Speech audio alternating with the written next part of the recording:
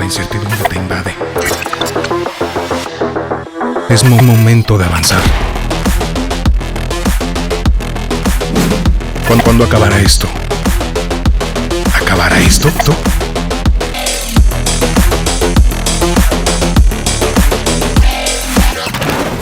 Nuestra única certeza es la incertidumbre.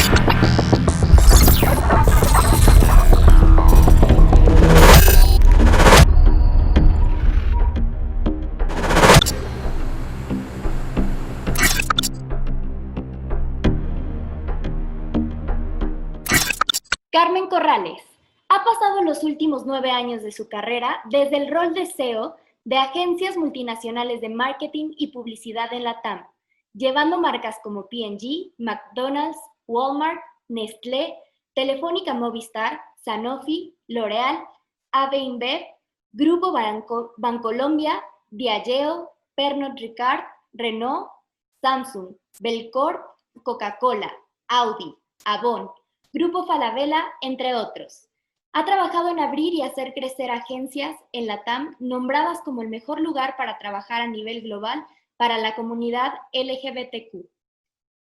Démosle la bienvenida a Carmen Corrales y a Abimelec Castillo, socio y director de H&M Business Alliance and Communications, quien estará como moderador durante esta charla.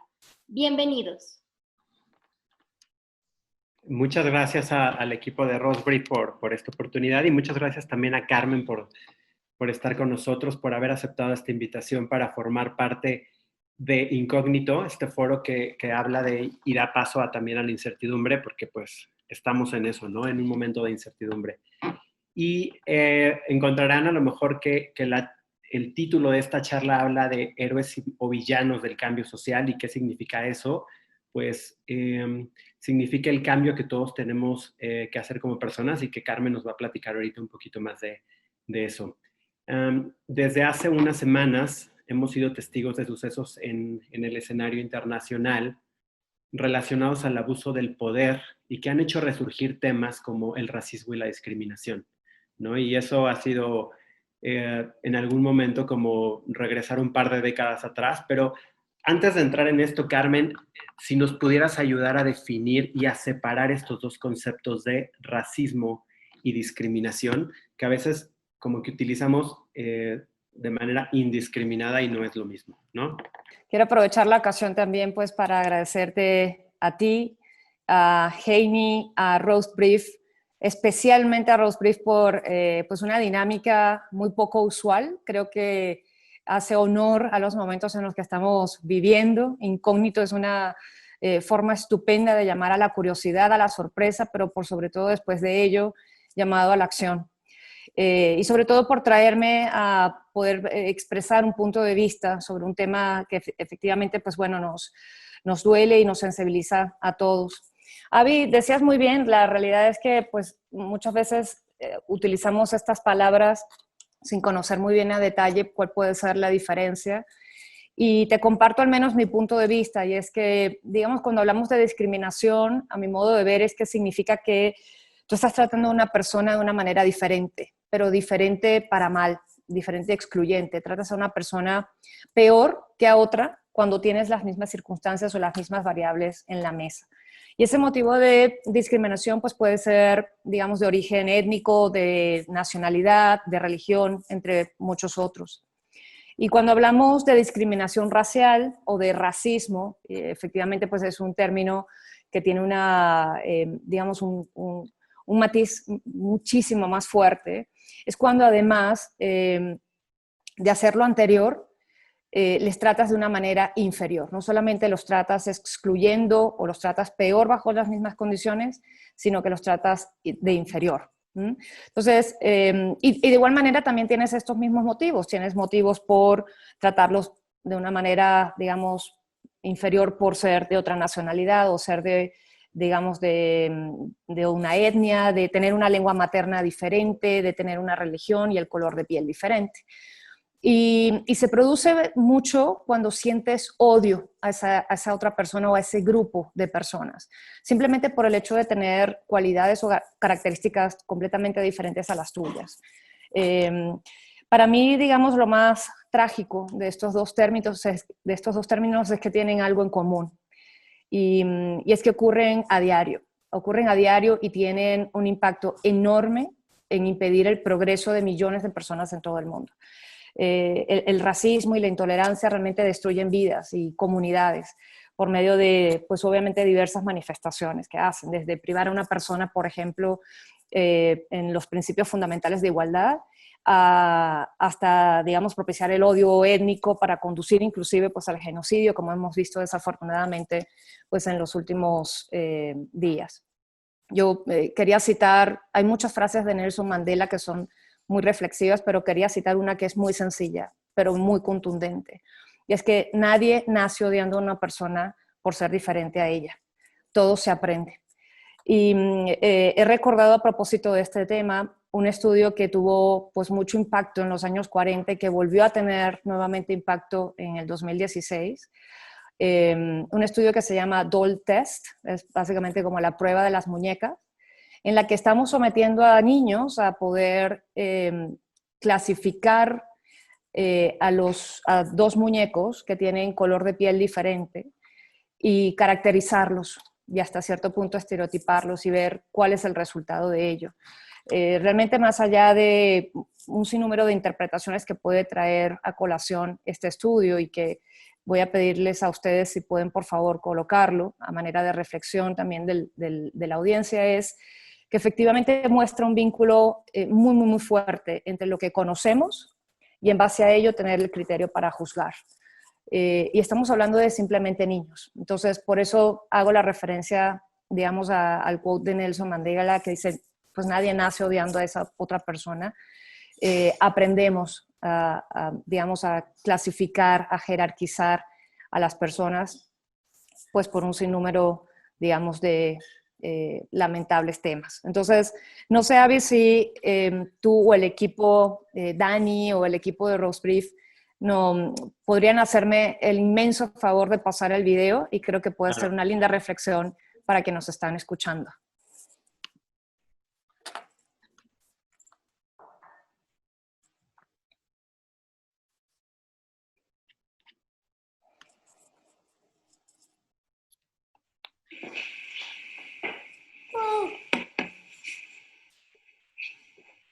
Quale bambola è bianca?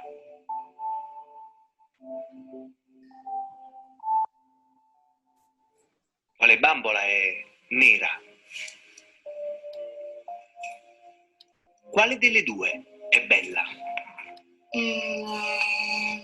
Questa.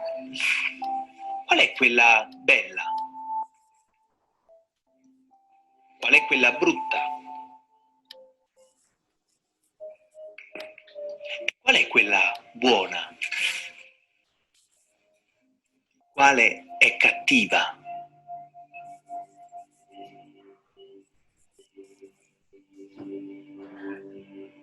Qual è buona?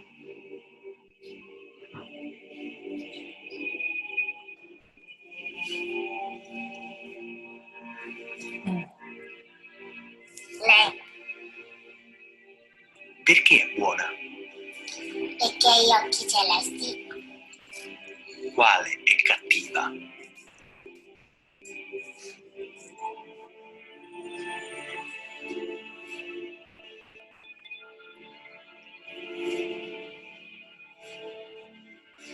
Perché è cattiva? Perché è tutto nero. E qual è la bambola che ti somiglia di più?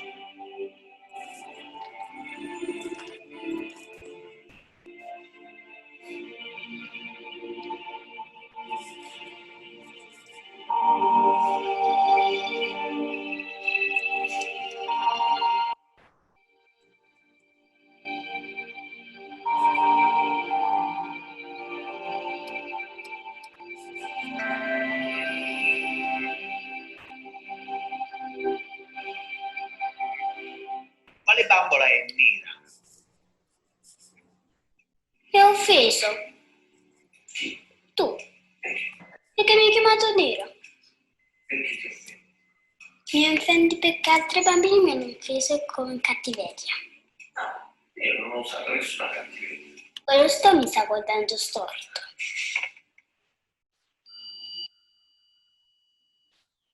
Muchas gracias. Realmente reflexivo, hay obviamente pues muchos aprendizajes tras este estudio que como indiqué al inicio, se hizo, el primero se hizo en los años 40, imagínense, y después de tantos años, ya en el 2016, los resultados son prácticamente iguales. Con esto lo que quiero decir es que pues estamos ante fenómenos estructurales, arraigados, digamos, en nuestras culturas, en nuestra educación, lamentablemente, y en nuestra historia.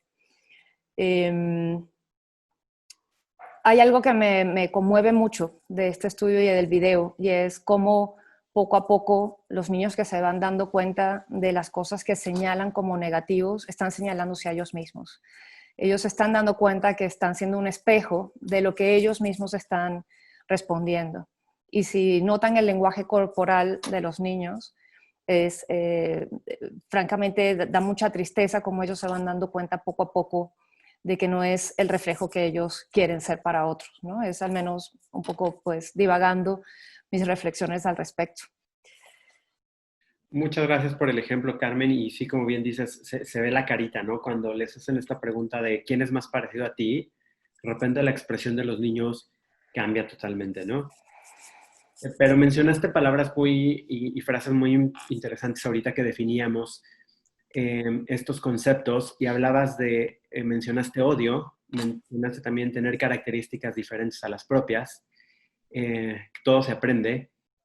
Y me llamó mucho la atención que dicen que limitan el desarrollo de las personas, ¿no? O sea, cuando hablamos que una situación de discriminación va a limitar el desarrollo de las personas y por lo tanto podemos decir que también de la sociedad, ¿cómo lo ves eso? ¿Cómo profundizarías un poquito más en ese tema?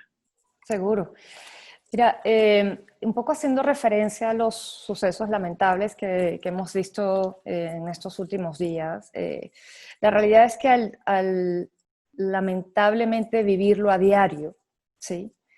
El ruido que de hecho esta situación ha generado, y hablo específicamente, digamos, del evento lamentable y deplorable en Estados Unidos, ha sido solo por lograr haber estado en el momento y tener un lente de una cámara abierta en esa realidad, en ese momento.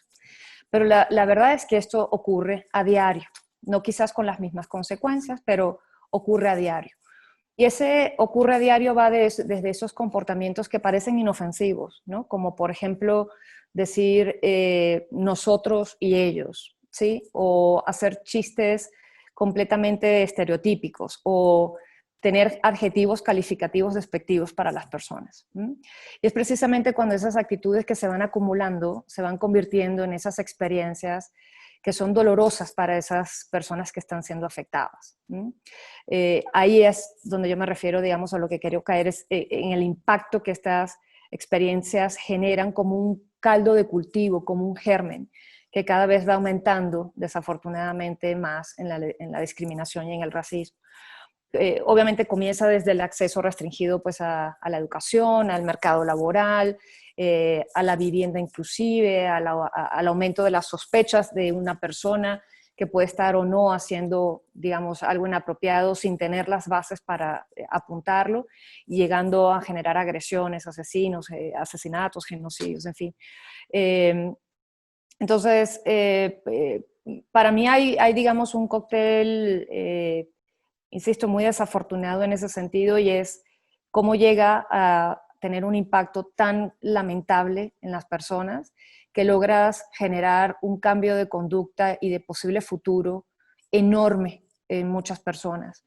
Yo quisiera compartirles a ustedes una anécdota quizás al final de la charla, que para mí ha sido muy reflexiva, es una anécdota muy sencilla, pero que logró generar primero un impacto en mí y sé que pude generar un impacto favorable pues, en muchas personas. Y en este caso ha sido afortunado, pero como en otros tantos, al igual que, digamos, como el bullying o cualquier otro efecto que genere una degradación en otro ser humano, genera impactos, digamos, sin lugar a dudas, estructurales en la sociedad y sobre todo, digamos, en la humanidad. Gracias, sí, y a veces lo vemos como una experiencia muy lejana, ¿no? A veces otra frase que comentaste al principio, es algo que ocurre en la vida cotidiana, ¿no? En el día a día. Y a veces realmente nos creemos que solo está presente, estuvo presente allá en el Holocausto, ¿no? O que estuvo presente en Ruanda, o no nos damos cuenta, o creemos que está solo pasa en Estados Unidos con estas situaciones que tuvimos recientemente, pero no lo vemos en el día a día, ¿no? Entonces, a lo mejor para algunos pudiera ser muy obvio, pero no sé si pudiéramos puntualizar un poco de ese día a día, ¿no? En el que todos estamos expuestos y podemos cruzar esa delgada línea de cuando ya estamos cometiendo, a veces en broma, ¿no? A veces en una charla, en una sobremesa, podemos ya estar cayendo en el discriminar a otros por nuestro diálogo, ¿no? Sí, sin duda. Yo creo que forma parte primero de fomentar mucha educación y conocimiento al respecto. Yo creo que cuando sensibilizas a las personas para ponerlas en los zapatos de otros, comienzas poco a poco a entender cuál puede ser el impacto de apenas un chiste o de apenas un calificativo que puede sonar también un poco pues a broma. Yo debo confesar, digamos que las situaciones son tan al día a día que puedes estar en un momento determinado en una reunión de vecinos sacando a tus perros a pasear y la palabra de pronto pues naco o prieto o cualquier otra forman parte pues de la jerga habitual de una conversación además poco trascendental, ¿no? No estamos filosofando nada ni cambiando al mundo, sino forman parte de nuestro vocabulario. Y allí creo que entonces la educación, y es algo que me encantaría poder abordar quizás un poco más adelante en la medida en que vayamos desarrollando la conversación, Avi, es cómo desde la educación, más allá en el momento en el que sea, porque finalmente no estamos hablando de la educación a nivel de los nenes cuando ya están en el colegio, de la educación y los valores que se fomentan, digamos, en el hogar, para mí es en cualquier momento de la vida, es cómo puedes hacer esos, digamos, pequeños cambios. Insisto, para mí ha sido muy reflexivo. He tenido el privilegio de vivir en distintos países por motivos de trabajo y es parte del vocabulario natural en cualquier país, a cualquier nivel socioeconómico, debo decir, digamos, expresiones de esta naturaleza, ¿no? Y es cuando, digamos, lo cotidiano y el día a día, pues no puede ser permitido y no puedes tú dejar pasar una palabra que a ti te afecte, aun cuando no se está dirigiendo a ti, no puedes dejarla pasar sin preguntar al menos por qué se han hecho referencias a una persona con ese calificativo. Creo que a partir de allí podemos empezar a generar un cambio, pero no me quiero adelantar a ello. Fíjate que yo hace un par de semanas se hizo, bueno, no es novedad que TikTok de repente ha subido muchísimo, ¿no? De relevancia. Y hace un par de semanas se hizo muy viral un video justamente donde se referían a una persona que está haciendo la limpieza como Esperancita, ¿no? Y se hizo, Sí. de pronto salieron N cantidad de videos y N cantidad de memes y de burlas y todo eso, ¿no? Y yo leía la reflexión de una persona cercana que decía, a ver, el hecho de que nos estemos riendo de esto es exactamente lo mismo como que nosotros estamos discriminando, ¿no? Y entonces, desde ese punto, desde esa manera, también estamos participando en toda esta ola de comunicación para discriminar también a otros, en este caso a lo mejor por la actividad a la que uno se puede dedicar, ¿no? Sí, efectivamente, y tenemos, como te digo, a la orden del día tantos casos. La verdad te voy también a contar una muy cortita anécdota, y lo comentábamos el otro día en corto. A mucha gente se le hace raro, por ejemplo, que en mi casa, pues la persona que nos ayuda, tanto con mi madre como con algunas cosas del hogar, pueda sentarse en la mesa con nosotros. Si bien no todos los días, por dinámicas, se sienta a la mesa con nosotros. Decía yo hace unos minutos atrás que he tenido el privilegio de vivir en varios países y también el privilegio de tener gente que pueda ser parte de mi familia en esos países y querer a mis padres y al resto de mi familia como si fuera de ellos.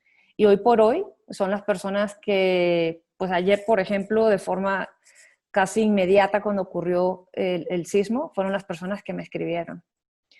Y sabes, para mí es imposible pensar que puedas segregar a una persona simplemente, pues bueno, por su color de piel o por tener una situación económica, digamos, desfavorable frente o comparativamente pues a la que otras personas puedan tener. Y decíamos bien, pues bueno, hay cosas que estos pequeños aportes se pueden hacer de forma inmediata y lo puedes hacer desde tu hogar.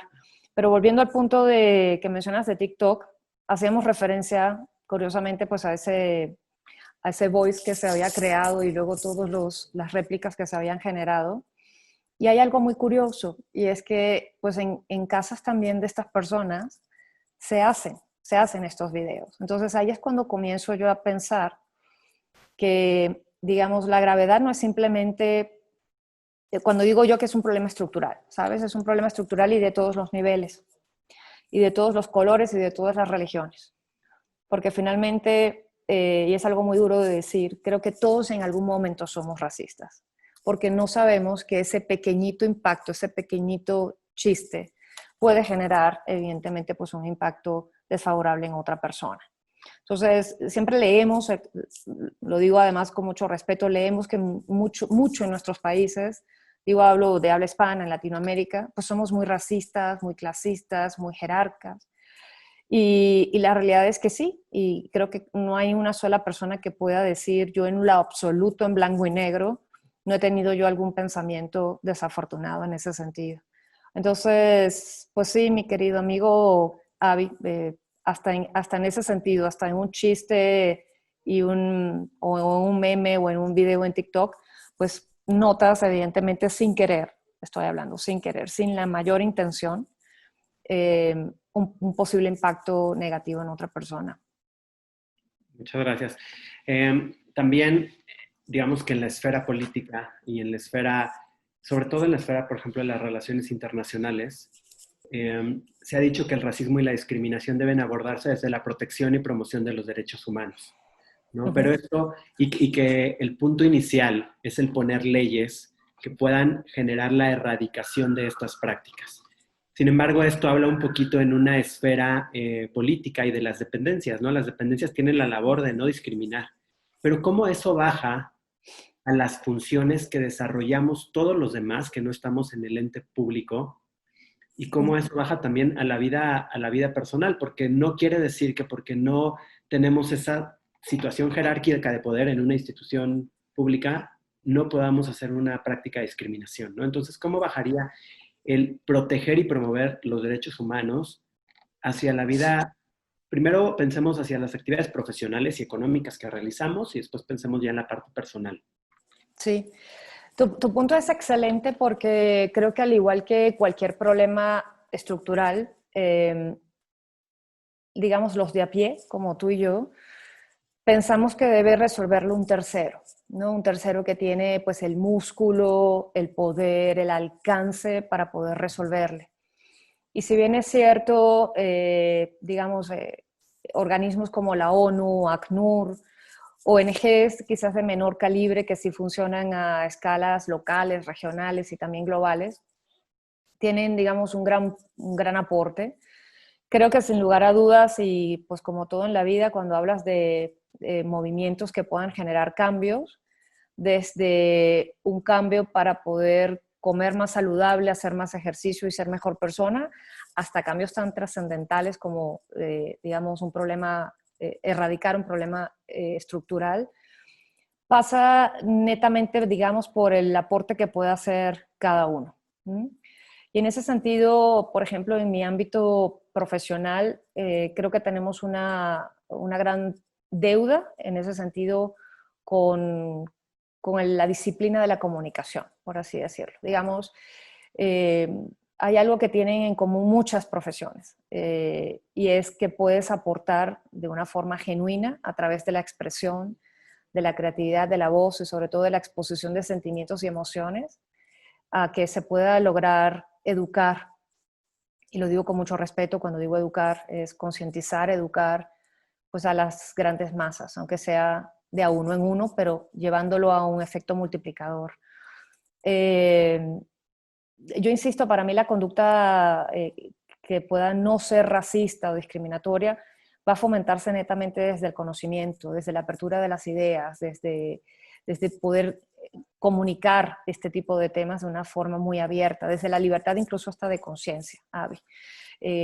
Contrarrestar esas influencias que conducen de alguna manera pues ese temor y exclusión de los demás, ayudando a que finalmente las personas puedan desarrollarse, pero puedan desarrollar un juicio, perdón, pero con el criterio propio. Entonces, allí creo que sin lugar a dudas, más allá de lo que puedan estos entes, tanto, digamos, ONGs o departamentos de gobierno a nivel global, yo creo que hay un trabajo que hacer de cada uno de casa en casa, de trabajo en trabajo, ¿vale? Y este es un pequeño ejemplo el que te mencionaba antes, que además sé que comparto con mucha gente, desde no pensar que tienes a una persona que trabaja contigo bien en la oficina o bien en casa y por eso es una persona inferior a ti y poder darle el mismo tratamiento para todo en la vida. Hasta cómo poder realmente ser tú un vocero, un agente de cambio, junto con otros o en solitario, que puedan realmente poner sobre la palestra una vía de comunicación que ayude a generar primero mucha más concientización, sensibilización y luego educación. Para mí es, digamos, son 3 fases claves, quizás dentro de una gran primera fase, Abby, en la que hay que, digamos, poder poner un punto un punto sobre la mesa o en un granito de arena para poder construir realmente un movimiento de cambio en ese sentido. Y hablo de cosas muy pequeñas, hablo de quizás empezar 5 o 10 personas, que esas luego 10 personas toquen a otras 10 cada una, y para mí es un efecto multiplicador, como normalmente se hace todo en la vida cuando hablas de un movimiento de cambio, ¿no? Es tú ser agente de cambio y hacer efecto multiplicador.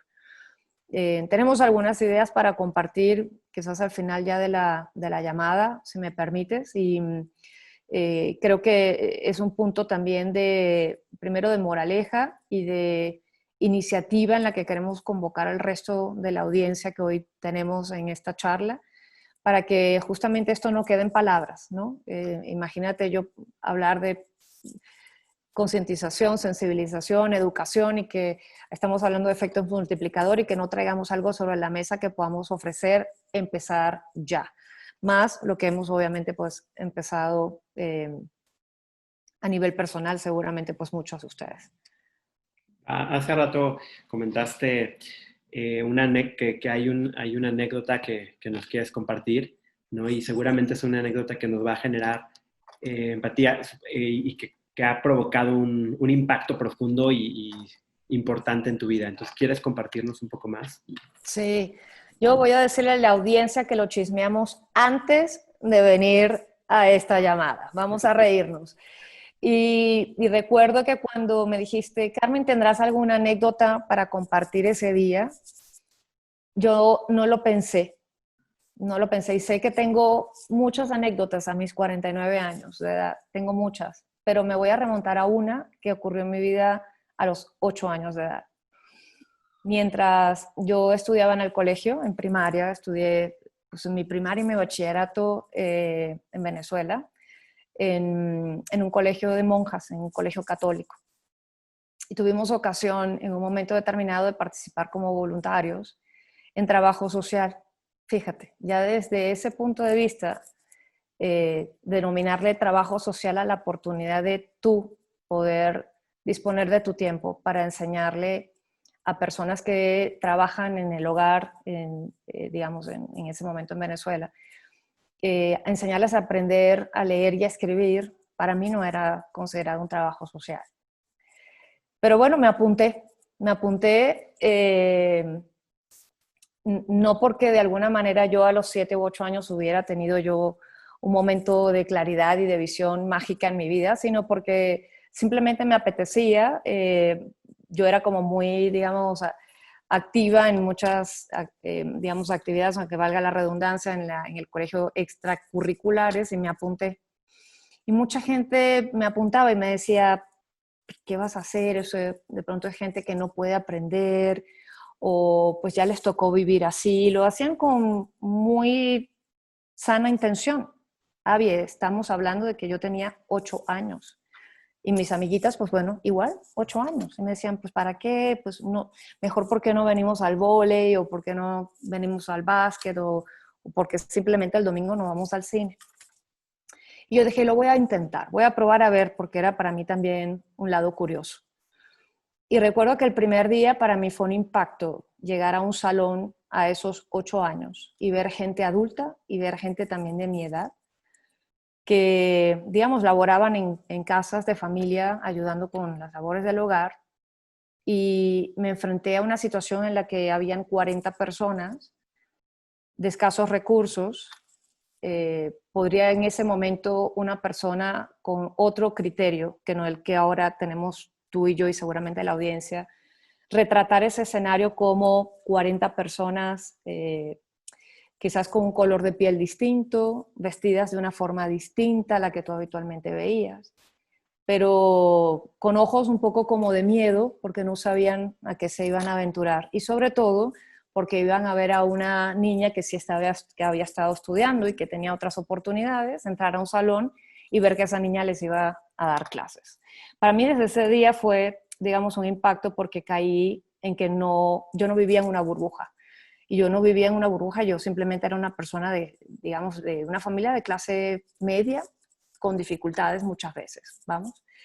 Y caí en la realidad de decir, pues mira, me toca enseñarles a aprender a leer y a escribir, lo más fundamental. Y había gente allí, había de hasta 50 años, que no había tenido la oportunidad.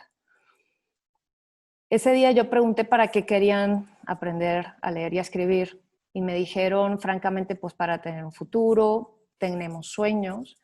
Y yo hasta ese momento también pensaba que esas personas estaban, digamos, en esas funciones porque así les había tocado. ¿Sí? Vuelvo un poco al ejemplo de Doll Test y de lo que dice Nelson Mandela. Para mí hoy todavía sigue siendo una gran reflexión. Después de 3 meses de arduo trabajo, solamente yendo 2 domingos de esos 3 meses, estas personas lograron aprender a leer y escribir, y todavía guardo una pequeña reseña, una pequeña cartita que una de ellas me dio y me dijo, tengo ahora la voluntad y las herramientas para salir adelante y no hacer lo que hizo mi madre, ¿no? Que bueno, finalmente también estaban muy bien en una casa de familia, pero la niña tenía otras aspiraciones. Entonces, para mí es cambiar el mundo desde esos pequeños momentos. Allí ha podido haber gente de cualquier color, de cualquier religión. Yo nunca lo pregunté, francamente ni me interesaba. Ni siquiera si tenían o no dinero. Obviamente a lo que me refiero es cómo se clasificaba incluso el trabajo. Era trabajo social y era pues para personas que tenían la posibilidad solo de estudiar los domingos, porque de lunes a viernes pues trabajaban, chambeaban en las casas de familia. Entonces, esas personas quizás han podido tener un futuro diferente, y lo digo para mal, ¿no? Si esas personas se hubieran encontrado con gente que hubiera pensado en que no tenían las posibilidades, en excluirlos, en tratarlos, como decíamos al inicio, tratarlos peor, bajo las mismas circunstancias de posibilidades de estudio, tratarlos peor, hacerlos menos, creo que pues no hubieran podido, yo no hubiera podido genuinamente enseñarles, ni ellas tampoco aprender, ¿sí? Porque forma parte obviamente pues de la barrera que tienen estas personas al momento de sentirse discriminadas, de sentirse excluidas. Hoy por hoy, ya insisto, después de 42 años, todavía recuerdo esa anécdota porque para mí fue muy significativa. Yo ese día salí llorando. Cuando el primer día entré muy inquieta y muy curiosa y muy nerviosa. El último día salí llorando porque dije, pues a mi corta edad, en 8 años, yo no había tenido una experiencia tan significativa en mi vida. De hecho, hoy, insisto, por muchas cosas que uno ha podido vivir, creo que todavía no la tengo. Y a eso me refiero, a cambiarle la vida a una persona que posiblemente ha hubiera podido tener, y seguramente aquellas que eran mayores, habían gente de 40, 50 años, habían pasado por procesos de discriminación, más allá si por situación económica habían podido o no acceder, digamos, a mejores estudios o una mejor condición de vida, para mí es dar la oportunidad y tú estar allí para ofrecerla. Pues creo que una experiencia muy enriquecedora también para quienes escuchamos y nosotros que tenemos ya planeando unos días esta charla y escuchándote en más de una ocasión, pues aún así podemos seguirlas escuchando, ¿no? Antes de pasar a estas propuestas y estas ideas que tienes, ¿no? Para que haya una acción y se logre ese efecto multiplicador, yo nada más te preguntaría como una mujer líder, una mujer grande en la industria de la publicidad y en la posición en la que te encuentras, ¿no? Una posición de mucha influencia y de poder de decisión. ¿Cómo ha sido para ti el enfrentarte a estos cambios en la región, ¿no? De repente estar en una parte, de repente en otra. Y cuando platicábamos nos decías, pues uno también a veces se enfrenta al sentirse excluido, ¿no? El sentirse el extranjero. Y finalmente es la realidad de muchas personas que están moviendo, cambiando de residencia, pero en tu caso, ¿cómo ha sido? ¿Cómo has vivido esto? Y después ya, si quieres, pasamos a estas propuestas para dar tiempo a las preguntas. Pues mira, como todo, nunca ha sido nada blanco ni nada negro, y no todo el tiempo ha sido gris. Entonces han habido, evidentemente, pues experiencias notablemente buenas. Ha habido donde pues tienes la posibilidad de hacer amigos rápidamente, de poder formar parte de un grupo de trabajo, más allá de, digamos, del cargo al que vas, sino formar parte genuinamente de un grupo de trabajo, de un grupo de amigos, de un grupo de vecinos, simplemente por tu pensar y no por quién necesariamente eres y de dónde provienes. Yo soy, de hecho, pues toda mi historia ha sido de una familia de migrantes. Mis abuelos emigraron de España huyendo de la dictadura de Franco. Así que creo que eso ha marcado un poco, digamos, mi vida en historia y, digamos, todo lo que reflexionaba siempre mi abuelo cuando tú te sentabas a conversar con ellos. Estas charlas de abuelos que son siempre para toda la vida van a quedar arraigadas en ti. Y finalmente, fíjate, después de mucho tiempo, pues a mí también me tocó emigrar. Entonces, tengo como mucha sensibilidad a la situación que pueda tener una persona para emigrar, bien por presión, bien por discriminación, bien por persecución, o bien simplemente por buscar nuevos horizontes o porque le complace la diversidad cultural. Pero finalmente, pues nos encontramos siempre gente con muchas historias de vida. Entonces, para mí ha sido pues muy interesante muchos de los países, realmente sentirme pues una persona más de ese país. Y en otros tantos quizás ha costado un poco más el entendimiento de entender cómo hay un país, digamos, un mundo más globalizado, cómo ese país forma parte de ese mundo globalizado y tiene que dar apertura pues a, digamos, a diversos puntos de vista, a gente con historias distintas, con aprendizajes distintos, y de forma noble también y humilde poder entender sus historias también. Yo creo que forma parte, sin lugar a dudas, de un efecto que vemos muy a menudo de xenofobia, no solamente en nuestros países latinoamericanos, lo vemos mucho, pues, no solamente ahora, además históricamente hablando, pues en Europa y en muchos otros países, regiones que tuvieron en otros momentos de la vida altas migraciones, influencias muy, muy, muy grandes, y que, bueno, hoy gozan de una riqueza cultural, histórica y de mix. Lo ves en las texturas de la piel, lo ves en las facciones de la gente, digamos, esas mezclas divinas que hay. Yo quizás por esta misma historia que tengo, suelo ser una persona que tiene una mentalidad muy diversa para todo en la vida. Decía, de hecho, pues el equipo de Rose Brief a inicios, es algo que me enorgullece mucho. Tuve ocasión de ser parte de una agencia en la que luchamos además también en Latinoamérica por conquistar junto a nivel global ese award de decir, bueno, pues somos la agencia número 1 en poder defender digamos, los derechos tanto desde el momento de la selección para hacer vida en una agencia de publicidad en la comunidad LGTB.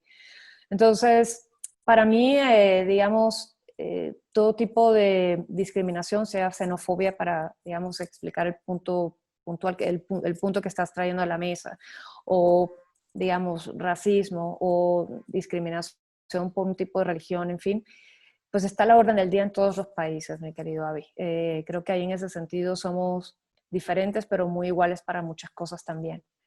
Y yo el único mensaje que tengo es en ese sentido es, al menos el aprendizaje que he tenido en ese sentido es intentar ser parte inmediatamente de, culturalmente hablando, de ese país.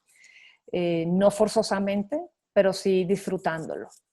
Yo de hecho esta es la segunda vez que estoy en México y me propuse venir a México nuevamente. No porque me hubiera ido mal después de que me fui de México. Me fue sensacional. Pero creo que pude hacer tantas migas culturalmente hablando con este país que pues era la presión que yo tenía enorme para poder volver acá y seguir haciendo vida aquí. Y eso creo que lo que dice es cuando tienes un país que también es abierto, que es diverso, que ve positivo que haya una persona al lado que haya tenido una historia diferente de vida que la tuya. Y creo que eso hace que también evidentemente pues uno se sienta bien y que uno también sea mucho más abierto para contar tu historia y aprender de las de los demás. Perfecto, muchas gracias. Me dice el equipo que sí tenemos, al parecer, un par de preguntas, pero Vamos. antes, no sé si quisieras compartirnos esta idea de proyecto, esta idea en la que podamos sumarnos todos para generar este efecto positivo y que también nos quedemos esa moraleja y esa conciencia, ese transformarte conciencias, ¿no? Pues mira, ahí tienen ustedes muchísimo que ver, muchísimo que ver. ¿Okay?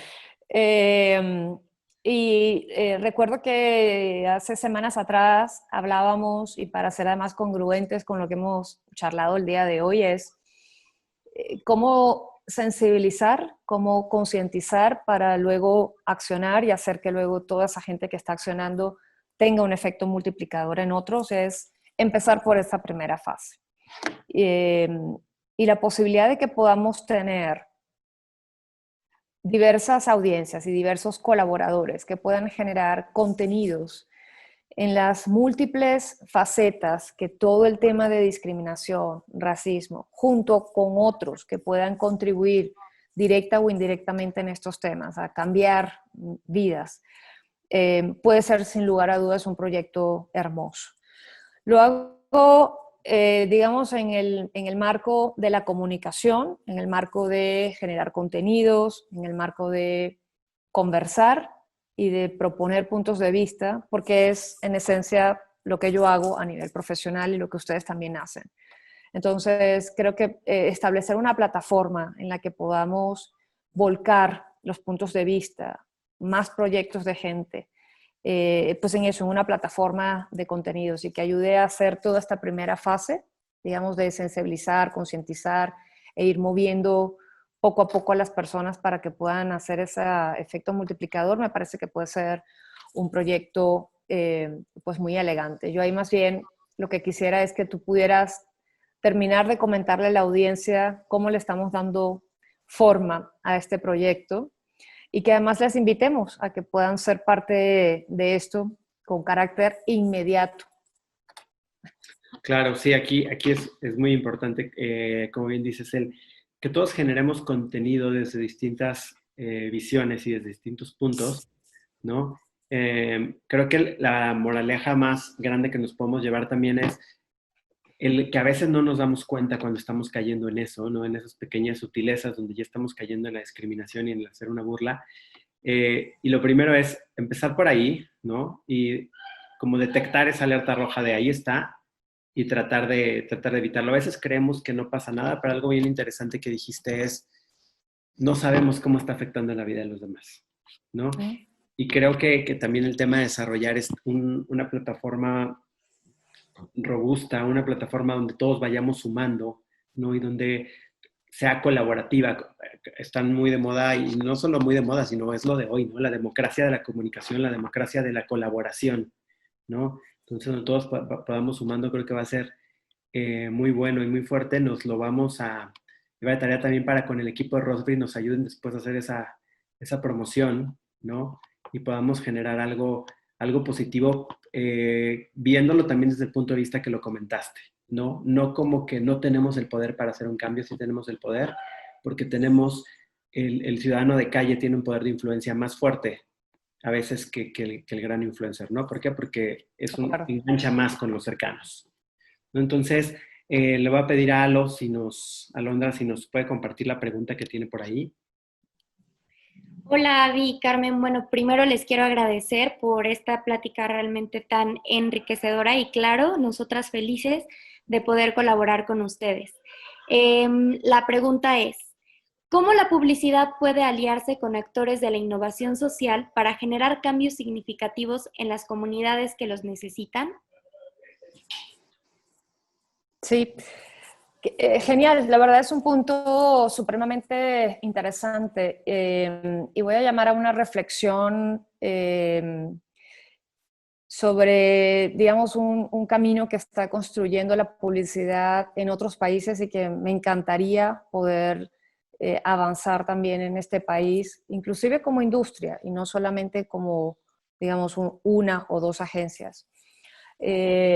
Y es la posibilidad de, por ejemplo, sé que en Guadalajara hay, digamos, un gran centro de tecnología, así como lo hay, digamos, en Silicon Valley o en el Barcelona City Tech, que fundamentalmente, digamos, alberga a muchísimos emprendedores que están construyendo pues ese nuevo futuro, ¿no? Un nuevo futuro muy soportado en innovación, con o sin tecnología, pero sin lugar a dudas con innovación. Y hemos visto también cómo, digamos, algunos entes o players de esta industria han podido formar parte genuina de estas iniciativas que tienen en estos centros. Cuando digo genuino es porque no parte, digamos, por una intención comercial, sino justamente intentar entrar en lo que es la dinámica y en el ecosistema de lo que es un emprendimiento.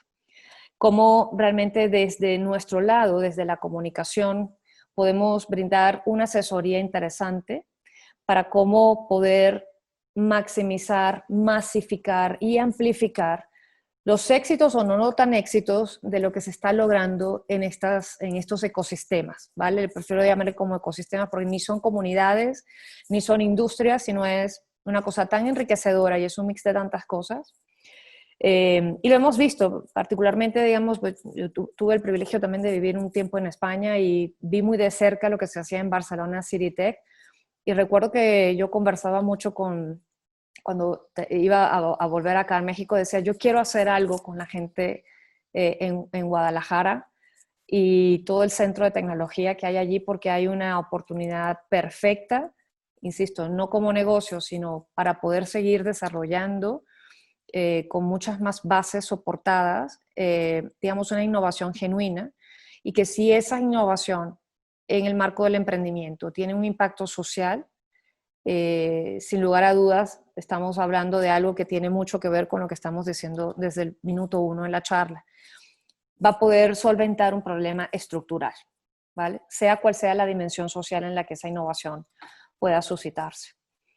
De hecho, si esa persona que hace la pregunta tiene el interés particular y puede contactarme directamente, sería ideal porque pudiéramos trazar un proyecto juntos. Muchas gracias, Carmen. De hecho, la persona se llama Laura Blandón Núñez y tiene una continuación de esa pregunta que dice, ¿es viable pensar en ello en la pospandemia? Sin duda.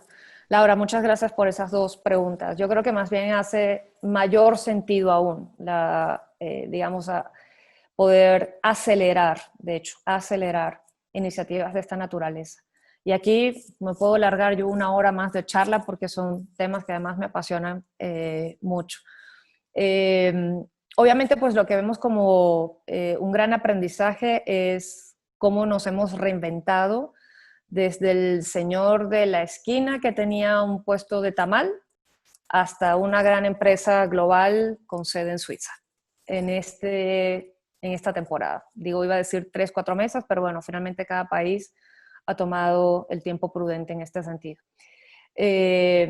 yo creo que cobra más razón que nunca poder mirar a la gente que ha logrado innovaciones en un contexto normal y que lo ha logrado superar de una manera además abismal en un momento y en condiciones donde, pues digamos, ni la economía, ni el sentido humanitario, ni el sentido de salud formaban parte de una ecuación de conversación que seguramente estas personas tenían para poder seguir inventando ese nuevo futuro.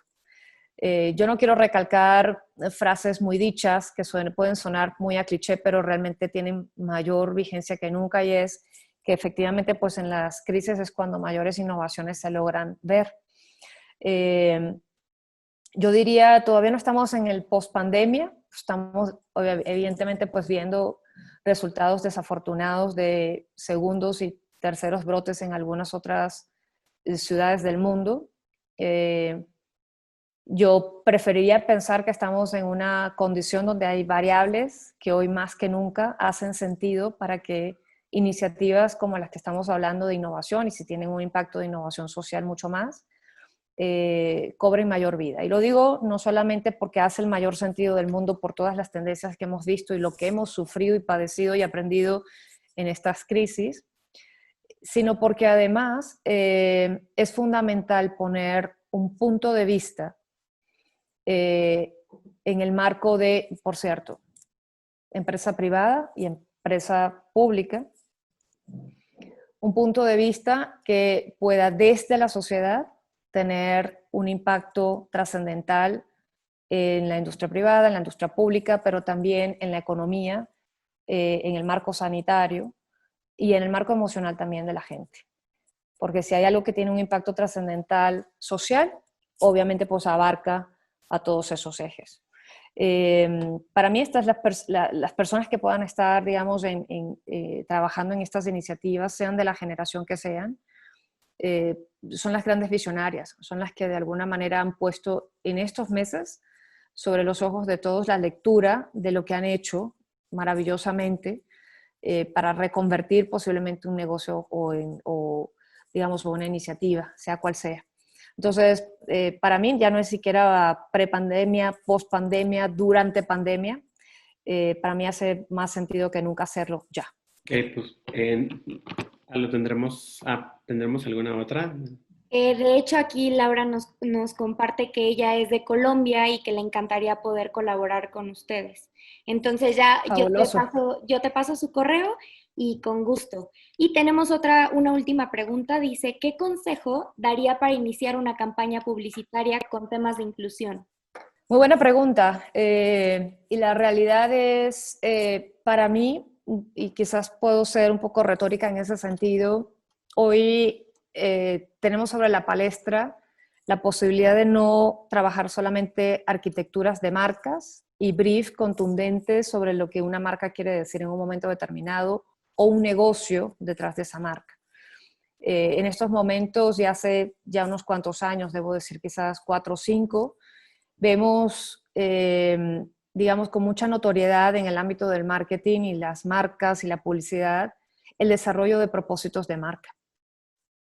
En el momento en que una campaña, aun cuando tenga un fin comercial, pueda tener en su ADN, en su core y como esencia natural, realmente hacer vívida la posibilidad de dejar ver a sus consumidores, usuarios o clientes finales el propósito de esa marca y de ese negocio, para mí es el inicio correcto de una campaña porque incluye a todos. Cuando tienes un propósito de marca que realmente impacta en la vida de las comunidades, de las sociedades, de un país o de una región, estás hablando de inclusión, no estás dejando a nadie por fuera, no estás haciendo un brief retratando a un target, digamos en términos sociodemográficos o en términos actitudinales o conductuales. Los estás retratando en función a que independientemente de quién seas y de quién eres y de lo que hagas, puede ese mensaje llegar a ti y tener un impacto trascendental.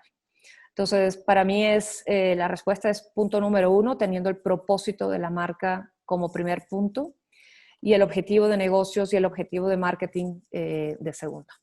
Muchas gracias, Carmen, y muchísimas gracias, Avi. Realmente Fue una plática que creo que nos sirvió a todos y muchas gracias por formar parte de Incógnito. Es un movimiento nuevo, un movimiento experimental y hasta ahora hemos recibido muy buena respuesta. Muchísimas gracias y nosotros felices de poder colaborar con ustedes próximamente. Gracias a ustedes por la plataforma y gracias a ustedes, toda la audiencia, además, por escuchar al menos puntos de vista que pueden o no estar de acuerdo, pero finalmente justamente ahí es donde está la diversidad, en poder poner puntos de vista. Gracias a todos. Avi, gracias a ti también. Carmen, y muchas gracias al equipo de Rosbrief y también muchas gracias a quienes nos estuvieron viendo y escuchando.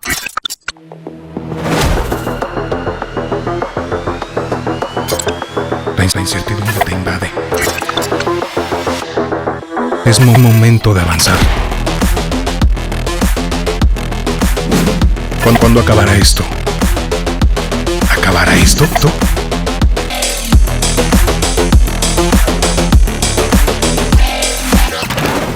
Nuestra única certeza es la incertidumbre.